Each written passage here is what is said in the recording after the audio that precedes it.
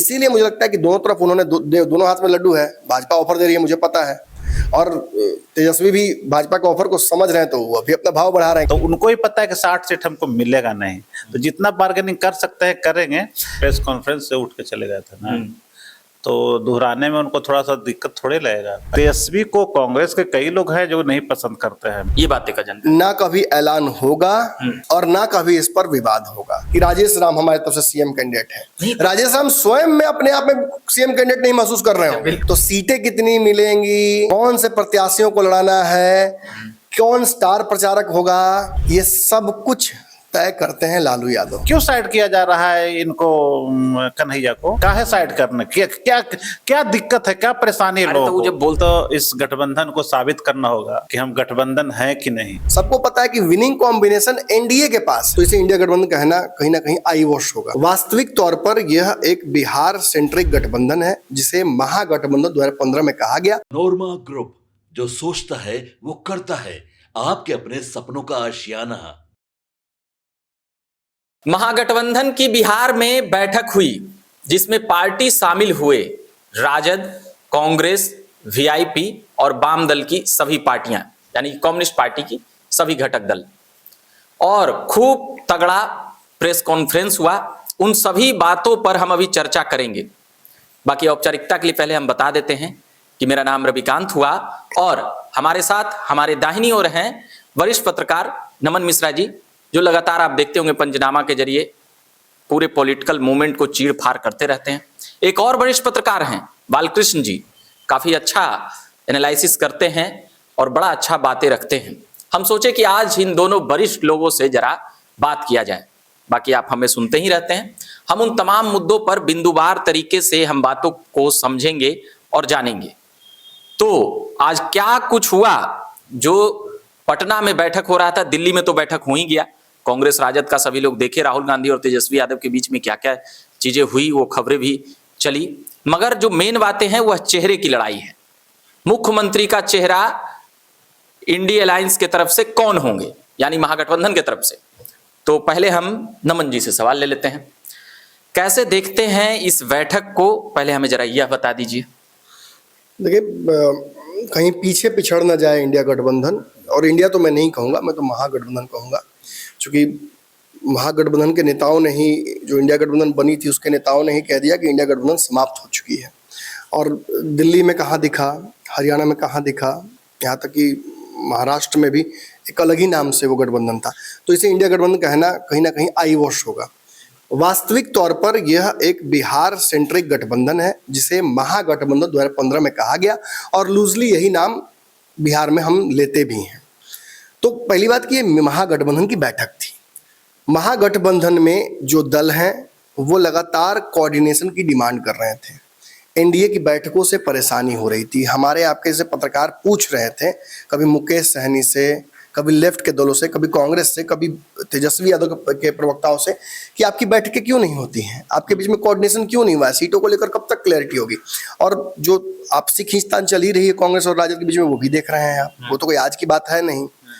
तो इसकी वजह से इन्हें लगता था कि एनडीए की बैठकें हो रही हैं, सब कुछ सुनियोजित लग रहा है, समस्याएं हो एनडीए में भी, सीटों को लेकर वहां भी क्लैरिटी कुछ नहीं अब तक आई। मगर नीतीश कुमार के चेहरे पे खुलेआम बोलते हैं कि हाँ हमारे चेहरे नीतीश कुमार है, मगर यहाँ थोड़ा सा ये लगा कि इसलिए क्योंकि वहां पता है सबको कि जो डिमांड है ना वो कमोबेश मान ली जाएगी। सबको अपनी राजनीतिक हैसियत पता है एनडीए में, जिसे 6 मिलेगा उन्हें भी पता है, जिन्हें 25 मिलेगा उन्हें भी पता है। सबको पता है कि विनिंग कॉम्बिनेशन एनडीए के पास है, ज्यादा वोट शेयर उनके पास है। तो दुधार गाय का लतार भी खाया जाता है, यही मामला है बस। और ये एक लाइन बस, उन्हें ये न लगे, माने इंडिया गठबंधन के वोटरों को, कि हमारा गठबंधन पीछे रह गया, इसीलिए बस ये दिल्ली और पटना में परेड की। अच्छा, परेड किया। ये बैठक नहीं थी, परेड थी। अभी हम जानेंगे बालकृष्ण जी से, बड़ी बात कह रहे हैं कि यह बैठक नहीं थी, यह परेड कराई जा रही थी। इसको एकदम किसी पूर्वाग्रह से ग्रसित क्या मानिएगा इसको, या क्या यही तथ्य है, सच है? सबसे पहले तो इस गठबंधन को साबित करना होगा कि हम गठबंधन है कि नहीं, कहे कि फेल करते रहा है गठबंधन। या आप भी इतनी बड़ी बात बोल रहे हैं, कैसे कुछ तथ्य? बिहार में भी ये गठबंधन टिकेगा कि नहीं, ये भी अपने आप में सवाल है। कहे कि इसके पहले तो चुनाव हुआ, कहीं नहीं टिका, कैसे क्या टूट बात गए, करते हैं? बिखर 2020 गए। में थोड़ा सा के लिए नीतीश जी नहीं, नीतीश जी के टूटने के बाद जिस तरीके से लोग अलग थलग पड़े, कहीं चुनाव ये लोग साथ में नहीं लड़े, अलग थलग, उस केजरीवाल को क्यों छोड़ दिए लोग? केजरीवाल जब गद्दी से क्यों हट गए? अगर इतना ही मजबूत गठजोड़ था, पटना में आके बैठक किए, दिल्ली में किए और दूसरे प्रदेश में जाके बैठक किए, तो कहाँ चूक हो गई? सबसे ज्यादा अगर किसी को किसी की नजर होती है किसी पॉलिटिकल पार्टी की, तो वो तख्त ताज जो है दिल्ली में है, और वहां अगर आपका सिंहासन डोल गया तो समझिए कि कितने मजबूत आप गठबंधन है। और ये तो एक अभी पहला शुरुआत है। अभी अभी तो कहाँ तय हुआ है कि कौन कितने सीटों पर लड़ेगा? अच्छा, भागा भागी तब शुरू होगा ना। उस 70 पे अटकी हुई है कांग्रेस। कौन भागेगा? ये अपने आप दावेदारी से कुछ कह नहीं, बता कांग्रेस तो 70 पे अटकी हुई है। हाँ। क्यों साइड किया जा रहा है इनको, कन्हैया को? काहे साइड करने? क्या क्या क्या दिक्कत है, क्या परेशानी है अरे लोगों तो वो को? जब बोलते हैं तो रिवाइव दरक करवा- जाएगा ना यहाँ। नहीं, कांग्रेस जो जमीन के गर्त में चली गई थी बिहार में, देश स्तर पे भी ठीक है, कुछ आया सीट लोकसभा में काफी करीब थे, लेकिन बिहार में कन्हैया जैसे लोगों की आवश्यकता थी कांग्रेस को मजबूत होने के लिए। और तेजस्वी यादव भी मत समझें कि बहुत वो मजबूत है। अगर कांग्रेस मजबूत होगी तभी सरकार में बन सकते हैं और आ सकते हैं, लेकिन इन्हें तो परेशानी है कन्हैया से। आखिर अभी इसलिए हम बोल रहे हैं कि अभी ठीक है, औपचारिक रूप से बैठक हुई है, शुरुआत हो गई है, क्योंकि करना था इन्हें बैठक। जिस तरीके से एनडीए के लोग जिले में घूम रहे हैं और लगातार अपने गठजोड़ का दिखा रहे हैं, और पार्टियों को नहीं दिखा रहे, जनता को दिखा रहे हैं। देखिए 5 प्रदेश अध्यक्ष के साथ में हमारे कार्यक्रम कर रहे हैं, तो इसका काउंटर तो करना था ना। इसका काउंटर करना था। तो ये कुल मिलाकर इस सवाल की ये बातें निकल कर आई कि जिस प्रकार से जो बैठक हो रही है, वह परेड कराया जा रहा है, वह दिखाया जा रहा है एनडीए और भाजपा को। अब हम अगले सवाल पर पहुंचेंगे, फिर उसी से जुड़ा सवाल है, बैठक को लेकर हम बातें पूछ लिए। चेहरा बनाने के पीछे या नहीं बनाने के पीछे चर्चाओं में रहने का दौर है, या फिर सचमुच में कुछ अंदर खाने में कुछ मनमुटाव है, या दिली इच्छा कांग्रेस की भी है क्या? जैसे अभी कन्हैया की बात निकल कर आ गई, एक ही सवाल में 2 आंसर भी दे रहे थे बालकृष्ण जी। तो हम ये बातें अब जरा, चेहरे पर विवाद है राजद और कांग्रेस में, आप इसको नमन जी कैसे देखते हैं?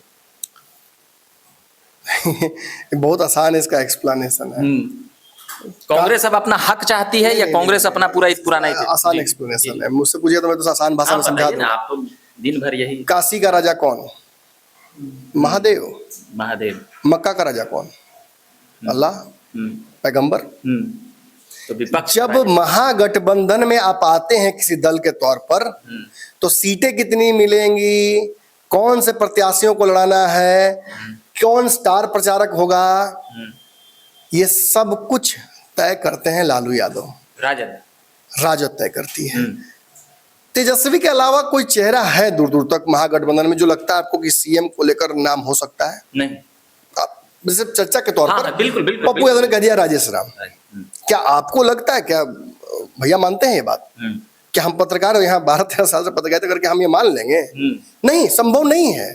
For the sake of sanity, for the sake of conversation ये कह दिया गया कि राजेश राम हमारे तरफ से सीएम कैंडिडेट है। राजेश राम स्वयं में अपने आप में सीएम कैंडिडेट नहीं महसूस कर रहे हो। बिल्कुल बिल्कुल। उन्हें भी लग रहा हो कि झूठ मूठ के हमको पहले बेइज्जत कर दिए, बलि का बकरा भी बनाया। बलि का बकरा नहीं है, उस तरह का हुआ कि बारात सज गई हो, सब कुछ हो गया हो, दरवाजा पर लग गया हो, पूछा दूल्हा कौन है, तो दूल्हा के बाप को यही तो है, शर्मिंदा ही ना होगा। आज के बैठक में तेजस्वी यादव के नाम का ऐलान हो गया या क्यों नहीं हुआ, ये बातें का जानकारी ना कभी ऐलान होगा और ना कभी इस पर विवाद होगा। अगर कांग्रेस सहज स्वीकार है तेजस्वी यादव, अरे प्यार से मानोगे तो मानोगे, नहीं मानोगे तब भी मानना पड़ेगा। पप्पू यादव को चुनाव कांग्रेस को लड़ाना था, लालू यादव ने कहा नहीं लड़ने देंगे। क्या बिगाड़ लिया कांग्रेस ने? बिल्कुल बिल्कुल। कांग्रेस की जगह कोई दूसरी पार्टी होती तो आज अपना गठबंधन अलग बनाकर लड़ रही होती चुनाव। थोड़ा अपमान का घूट पीकर भी प्रशांत किशोर से गठबंधन कर लेती, किसी और जगह रास्ता खोज लेती, लेकिन यहाँ वापस नहीं आती इस दरवाजे पर। अगर आई है तो इसकी भी मजबूरियां बड़ी हैं। लेकिन जब ये कह रहा हूं तो साथ साथ ये भी कह दूं, भैया ने भी एक बात कही कांग्रेस को लेकर और आपने भी उसी संदर्भ में ही सवाल पूछा था उनसे, तो उस पर एक एडिशनल तर्क है मेरा। कांग्रेस को लेकर ये जनरल परसेप्शन बना हुआ है कि कांग्रेस बहुत फिसड्डी हो गई, कमजोर हो गई है, ऐसी वैसी बातें कर दी जाती है। बिहार में तो पनप ही नहीं पा रही है। कांग्रेस देश में दूसरे नंबर की पार्टी है। बिल्कुल वही बात। तो जो पार्टी राष्ट्रीय स्तर पर दूसरे नंबर की है उसे आप इतना हल्का नहीं मान सकते हैं। दूसरी बात, पिछली बार मुझे तो एग्जैक्टली याद नहीं, मैं आप ही दोनों से पूछता हूँ, बता दीजिए। जी। पिछली बार लोकसभा में बिहार में कांग्रेस कितने सीटों पर चुनाव लड़ी थी? 70 लोकसभा में? लोकसभा में बहुत कम, ये 10 7-8 मुझे लगता है इसी आसपास में हाँ, कहीं लड़ी थी, मुझे याद जी, नहीं एग्जैक्टली। जी। जीत कर 4 आई है शायद ना? 50%। 4। बिल्कुल, जितना राजद जीती है, जीती अब राजद कितनी सीटों पर लड़ी थी? आधा से ज्यादा शायद। बिल्कुल 20 से 40 ज्यादा। में आधा से ज्यादा। वो कितना जीती है? 4। दोनों का जीत कितना हुआ? 4-4। एक 9 पे लड़ी, एक उतना पे लड़ी, तो 4। आप जोड़ घटाव कीजिए, कांग्रेस का प्रदर्शन परसेंटेज वाइज कहीं ज्यादा बेहतर हुआ है राजद से। अगर नीतीश कुमार अपना 2020 का चुनाव भूल जाते हैं और कहते हैं कि 2020 में तेजस्वी खेल कर दिया था, चिराग खेल कर दिया था, मुख्यमंत्री खेल कर दिया था, इसलिए हम कमजोर हुए हैं, हमारा लोकसभा का प्रदर्शन देखा जाए, हम 72 से ज्यादा सीटों पर बढ़त हमने बनाई थी विधानसभा वाइज, लोकसभा में।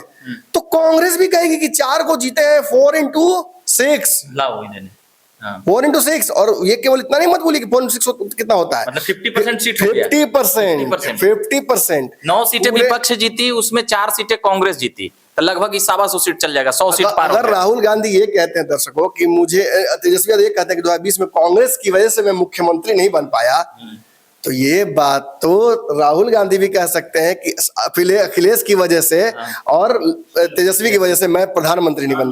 बोल सकते हैं, बिल्कुल बोल सकते हैं। क्या बोल रहे हैं? नहीं। अपमान हो या हार हो, सबका घूट राहुल गांधी उसी तरह से स्वीकार करते हैं। राहुल गांधी की यही विशेषता उनके व्यक्तित्व की है। आप उनका 100 बदनाम कर लीजिए, उनको जो उनके बारे में बोल लीजिए, लेकिन एक सहज व्यक्ति हैं जो चीजों को जिस रूप में आते हैं उस रूप में स्वीकार करते हैं।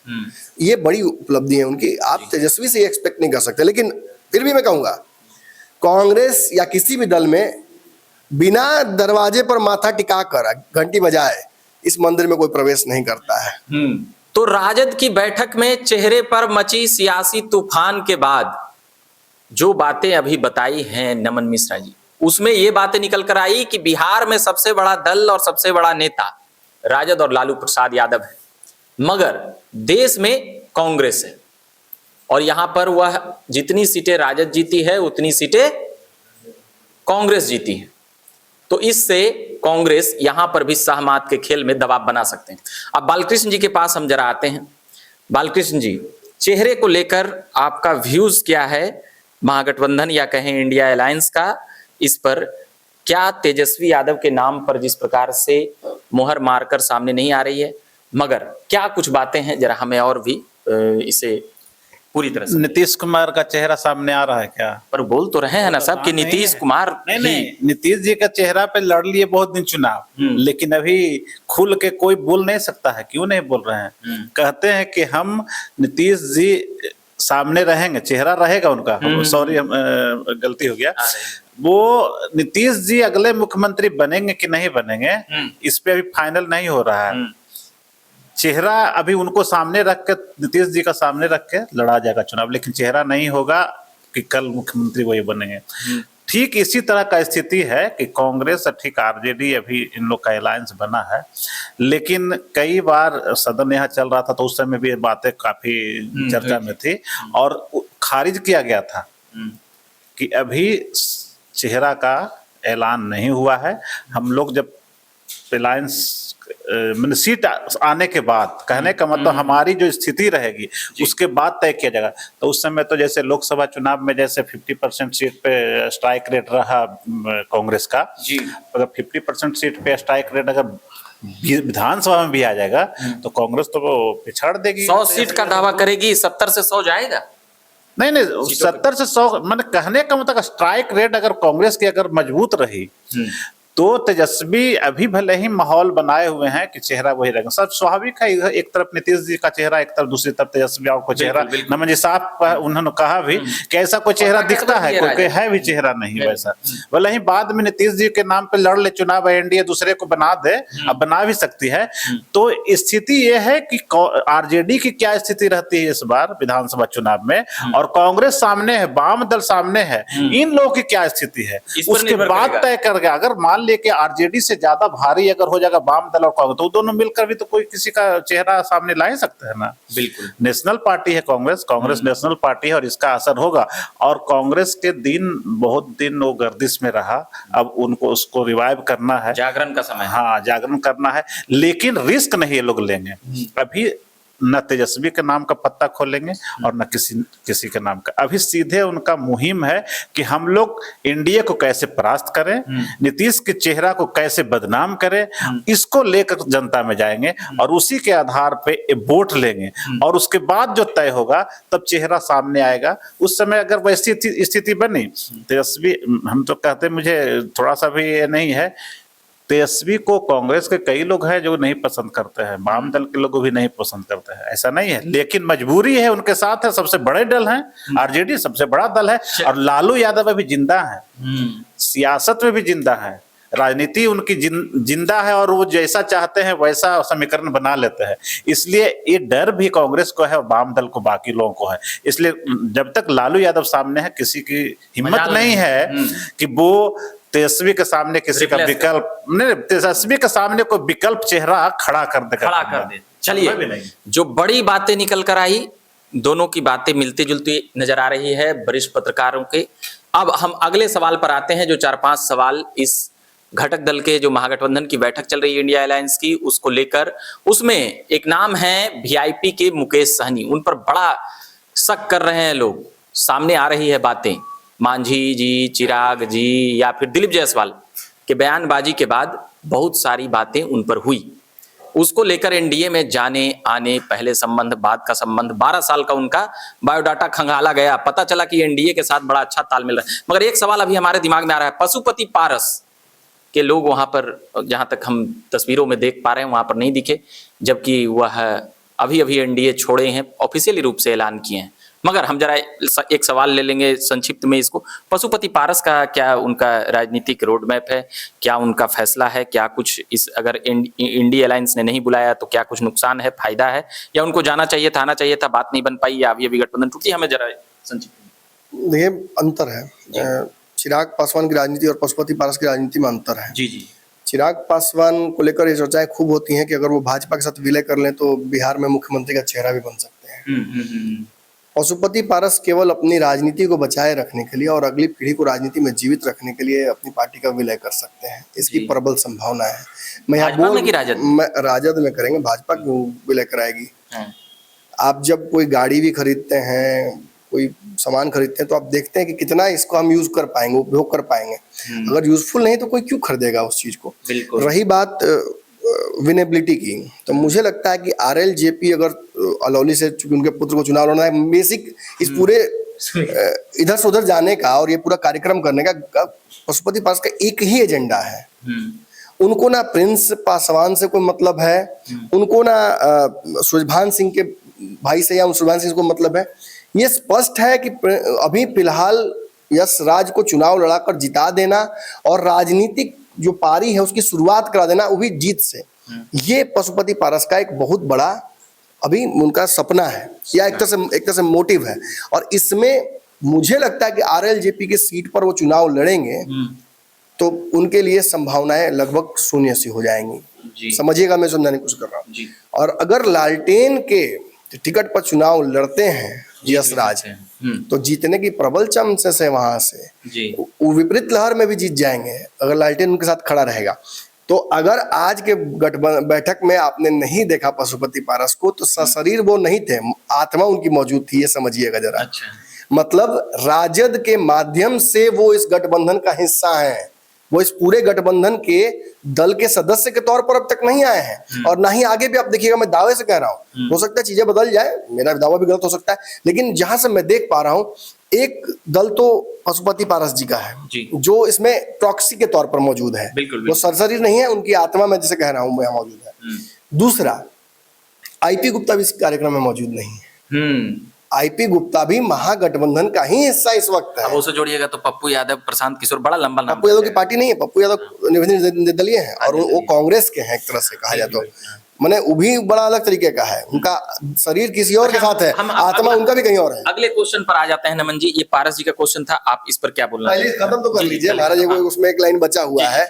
तो आईपी गुप्ता भी यहाँ सशरीर मौजूद नहीं है, उनकी भी आत्मा कांग्रेस के रूप में यहाँ मौजूद है। तो जैसे राजद के तौर पर मौजूदगी पारस की है, वैसे ही आईपी गुप्ता की मौजूदगी कांग्रेस के जो अध्यक्ष है, प्रभारी हैं, उनके माध्यम से, क्योंकि यही प्रभारी दिल्ली लेकर राहुल गांधी के पास गए थे और सब सहमति से ही उन्होंने पार्टी से छोड़ा कांग्रेस और फिर पार्टी का निर्माण भी किया कांग्रेस की रजामंदी से ही।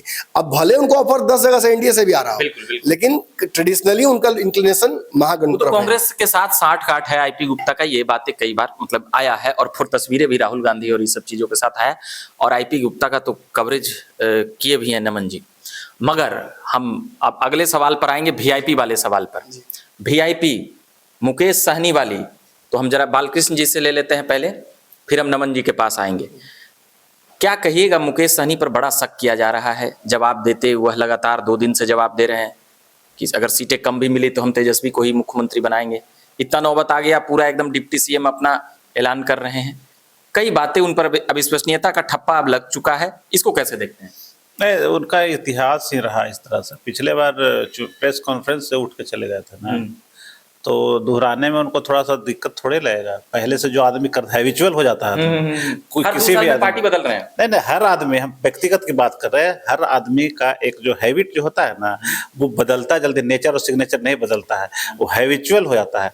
जैसे ही इनको कुछ लगेगा, और अंदर अंदर चर्चा जिस तरीके से चल रही है कि उधर से भी ये लगातार संपर्क में पटाएंगे, हाँ, तो इसलिए ये भले ही दावा कर रहे हैं कि हम 60 सीट पे लड़ेंगे, तो उनको ही पता है कि 60 सीट हमको मिलेगा नहीं, तो जितना बार्गेनिंग कर सकते हैं करेंगे।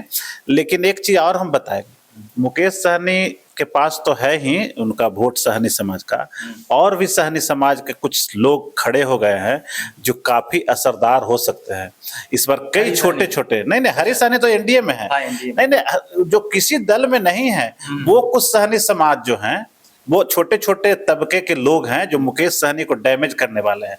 तो ये कहना कहीं से भी, एक एग्जांपल में जरा बता सकते हैं? नहीं, जैसे देखिए गणेश कुमार बिंद है, कुछ दिन पहले गांधी मैदान में काफी रैली किए थे। बिहार निषाद संघ जो है वो भी एक ग्रुप है और वो भी बहुत जल्द कार्यक्रम करेगा। जैसे आईपी गुप्ता अपने आप को प्रदर्शित किए ना, तो मुकेश सहनी के पास पूरा वोट सहनी समाज का एकजुट नहीं है। क्यों? कारण यह है कि जब मुकेश सहनी मंत्री बने थे तो उन्होंने कहा था कि सहनी, केवट और जो मल्लाह जी जातियां, जूप जातियां हैं, सबको एकीकृत करने के लिए वो दावा किए थे और वो घूम घूम के प्रचार प्रसार करते थे और उसी के आधार पर उनको वोट भी मिला था। लेकिन जब वो मंत्री बने तो उसमें वो फेल कर गए, तब उसी समाज के लोग अलग अलग नेता पैदा हो गए हैं और वो लोग इनको झटका देंगे तो बिखर रहा उनका वोट, एक मामला होगा। लेकिन जहां तक बार्गेनिंग की बात है तो ये दोनों हाथ में अभी रख रहे हैं कमान। अगर इधर बात पट गई तो ठीक है और उधर पट गई तो उधर भी जाएंगे। हाँ, इन पे कॉन्फिडेंट रूप से ये नहीं कर सकते। भले ये भी कह रहे हैं कि हम उप मुख्यमंत्री के कैंडिडेट हैं, तेजस्वी बनेंगे तो बन भी सकते हैं, लेकिन आप रहिएगा तभी न बनिएगा, ये बड़ा बात बोलते हुए नजर आए हैं। अब जरा हम नमन मिश्रा जी के पास आते हैं, बड़ा चीर फाड़ करते हैं, तो जरा हम समझ लेते हैं। मुकेश सहनी जी को लेकर बिहार सरकार में 1.5 साल मंत्री भी रहे और भी कई चीजें रहे, मगर उनका ट्रैक रिकॉर्ड 12 साल में ऐसा है जैसा नीतीश कुमार का है। इस चुनाव इधर से, अगले चुनाव उधर से, ये चीजें समझ में आई है। उसके आधार पर कई आरोप प्रत्यारोप उन पर लगती है और लग रही है। नमन जी, मुकेश सहनी जी को कैसे देखते हैं? मुकेश सहनी पर अभी कई बातें उठी है, लगी है, आ रही है, जा रही है। आप कैसे देखते हैं मुकेश सहनी को इस बैठक के जरिए, इस घटक दल में महागठबंधन के तौर पर? मुझे लगता है कि मुकेश सहनी 2018 में उन्होंने पार्टी बनाई थी और तब से अब तक उनका ट्रैक रिकॉर्ड देखिएगा तो बहुत पॉजिटिव कहा जाएगा इसको। ग्रोथ किसी पार्टी की इतनी चर्चा होती नहीं है इतनी जल्दी, और कई चुनाव हुए तो ऊंच नीच भी उन्होंने देखी है। बिहार सरकार के मंत्री, फिर पार्टी छीन लेना, फिर और इस बीच में आपने कहा अंदर बाहर अलग गठबंधनों में जाते रहे, उसका कारण रहा है 6 साल में 6 बार, मतलब कि ऐसा लगा कि कारण रहा है। इनका मुख्य एजेंडा नोनिया, बेलदार, बिंद, मलाह, इन जातियों को जोड़कर एक करके आरक्षण सबका ले लेना, आरक्षण मांग लेना। कोई दल तैयार हो नहीं रहा है, सीटों को लेकर भी खींचतान प्रॉपर नहीं हो पाती है। पिछली बार तेजस्वी ने पीठ में छुरा घोंप दिया तो भाजपा ने तो मुंह पर ही तमाचा मार दिया उसके बाद। तो दोनों जगहों से जले हुए हैं। व्यक्ति कहता है दूध का जला छाछ फूंक के पीता है, अगर छाछ से जल जाए तो पानी में फूक के पिएगा। और अब स्थिति यही है, मुकेश सहनी बहुत सोच समझकर और बहुत डिप्लोमेटिक भी हो गए हैं। अब उनके पास प्रॉपर वैसे लोग हैं जो उनको काउंसिल भी कर सकते हैं और उनकी भी राजनीतिक क्षमता बुद्धिमत्ता बढ़ी है। तो इसीलिए मुझे लगता है कि दोनों तरफ उन्होंने दोनों हाथ में लड्डू है। भाजपा ऑफर दे रही है, मुझे पता है, और तेजस्वी भी भाजपा के ऑफर को समझ रहे हैं, तो वो अभी अपना भाव बढ़ा रहे हैं कि नहीं हमारे साथ मुकेश सहनी है आज, वरना लेफ्ट राइट में क्या महागठबंधन के दो ही दल हैं, कांग्रेस और मुकेश सहनी जी। बाकी दलों को बाहर बिठाया, उधर बिठाया, और राइट लेफ्ट में बिठाया कृष्णा अलवरू, और राइट में किसको बिठाया? मुकेश सहनी को। तेजस्वी ने मैसेज दे दिया MYM ही जीत का समीकरण होगा, मुख्यमंत्री बनने का समीकरण होगा। मुस्लिम यादव मलाह अगर सच में चाह देंगे तो तेजस्वी मुख्यमंत्री बन जाएंगे, अदरवाइज इम्पॉसिबल है। अदरवाइज इम्पॉसिबल है। तो हमने कई लगभग हमने लंबी बातचीत की है, 20 से 25 मिनट की। आप इस घटक दलों के बैठक के जरिए हम इन बातों को टटोलने समझने का प्रयास किए कि चेहरे से लेकर तेजस्वी यादव की और भी ताजपोशी को लेकर, मुकेश सहनी से लेकर उन सभी बातों को लेकर कांग्रेस एक वाम दल है। वाम दल तो भैया वह मंत्रिमंडल में शामिल नहीं है, मगर वह साथ ही रहते हैं। फिर भी हम वाम दल पर भी एक सवाल ले लेते हैं। वाम दल में 3-4 पार्टियां हैं, CPI, CPIM, CPIML, इसको कैसे देखते हैं आप? नहीं, वाम दल में कोई फट नहीं है, वो तो साथ ही रहेगी, विपक्ष के नेतृत्व करेगी। हाँ एकदम, वो तो कहीं जाना ही सवाल ही नहीं उठता है। जैसे इनके पास, मुकेश सहनी के पास चाहे दूसरे और लोगों को ऑप्शन है कि वो एनडीए में जा सकते, लेकिन वाम दल तो कहीं उधर जाने का कोई सवाल ही नहीं उठता है। और ये एकजुट है, मजबूत है, और ये अपने आधार को बढ़ा रहे हैं। नीतीश तेजस्वी साथ में लड़े, इनका तेजस्वी के सभा में भीड़ लाने में भी बड़ा इनका रोल रहता है। इनका कैडर वोट है, इनका कैडर वोट है, इधर छिटकता नहीं है वोट, छिटकता नहीं है वोट। इनको जो है इनके पास मिलता है, हाँ वो चलता है, उसमें कुछ लोग तोड़ लेते हैं, कुछ योजनाएं हैं केंद्र सरकार के, कुछ बिहार सरकार की योजनाएं हैं, कुछ तोड़ते हैं, लेकिन जो उनका कैडर वोट है वो टूटता नहीं है। और ये लोग नेता बनने के बाद, विधायक बनने के बाद भी नहीं टूटते हैं, एकदम स्पष्ट रहते हैं। क्या कहिएगा वाम दल में जो 3-4 पार्टियां हैं, या कम्युनिस्ट पार्टी उसको कह लें, ये चर्चा बेकार है, बेमानी है। मतलब वो बेचारा साथ है, दिल से महागठबंधन में ही रहेंगे, और चांसेस है कि उनकी 1-2 सीटें बढ़ जाए पिछले बार से, बढ़ जाए। हाँ, क्योंकि जिस प्रकार से उनका ट्रैक रिकॉर्ड रहा है, जीत कर भी बढ़ जाए और गठबंधन में भी बढ़ जाए, दोनों में बोल रहा हूँ। तो हमने सभी बिंदुवार तरीके से बात कर लिया है। बाकी आप बने रहिए, हम लगातार बिहार की राजनीतिक सरगर्मियों की चर्चा लगातार लाते रहते हैं। दोनों मेहमानों को हम बहुत बहुत धन्यवाद कहेंगे। बालकृष्ण जी हमारी बाईं ओर हैं, वरिष्ठ पत्रकार हैं, आपने इनकी बातें सुनी और भी आगे भी सुनिएगा। एक हमारे दाहिनी ओर हैं, नमन मिश्रा जी हैं, जो पंचनामा के जरिए चीड़-फाड़ करके कई बातें सुनाते हैं और लाते हैं, बड़ी तकदीस से पूरी बातें विस्तार से सुनाते हैं, उस पर भी जाकर सुन सकते हैं।